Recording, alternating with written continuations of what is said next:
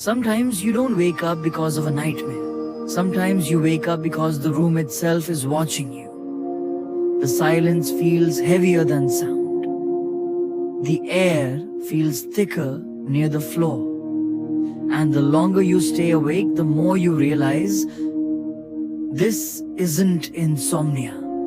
This is survival. Ayan had not slept for 4 nights because the moment he fell asleep, the room would kill him. Ayan had just moved to a new city, new job, limited money. That's why the room felt like luck. It was cheap, slightly old, but clean. Cracked walls, a noisy fan, nothing unusual. The building was quiet, too quiet maybe, but Ayan didn't think much of it. To him, it was just a room. The first day passed normally. He unpacked his bags, arranged the bed, charged his phone. In the evening, he sat on the bed, scrolling. The room felt harmless. If someone had warned him that this room hated sleep, he would have laughed. First night. At 1:40 a.m., the lights were off. Ayan lay on the bed. The fan spun slowly above him. Just as his eyes were about to close, tap. A soft sound, like a finger touching the floor beneath the bed. Ayan opened his eyes. Darkness. He leaned forward and looked under the bed. Nothing.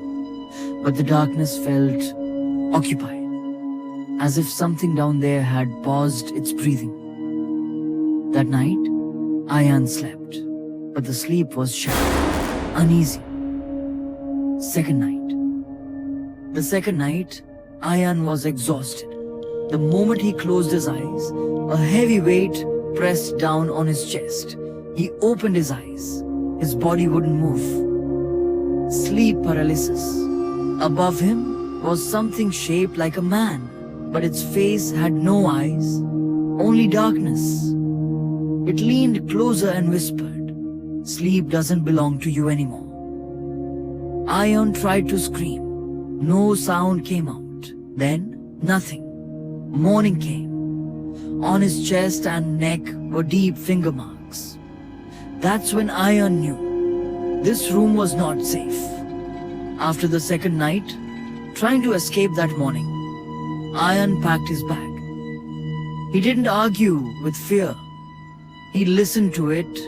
He walked to the door, unlocked it. As he tried to step outside, his foot froze.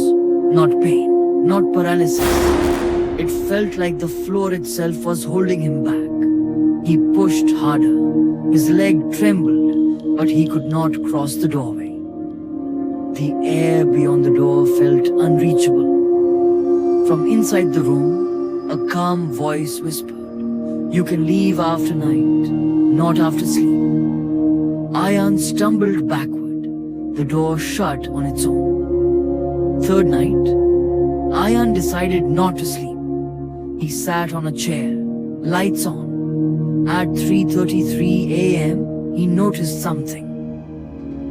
His reflection in the mirror was moving slower than him. It smiled and spoke. "Staying awake won't save you. It only makes you softer." From under the bed came quiet breathing, not hiding anymore. The walls felt closer. The room felt smaller, like it was learning him. Fourth night. 4 nights without sleep. Ayan's eyes burned. His thoughts broke apart. The fan stopped. The lights flickered. This time, nothing appeared in front of him. Instead, a breath touched his ear.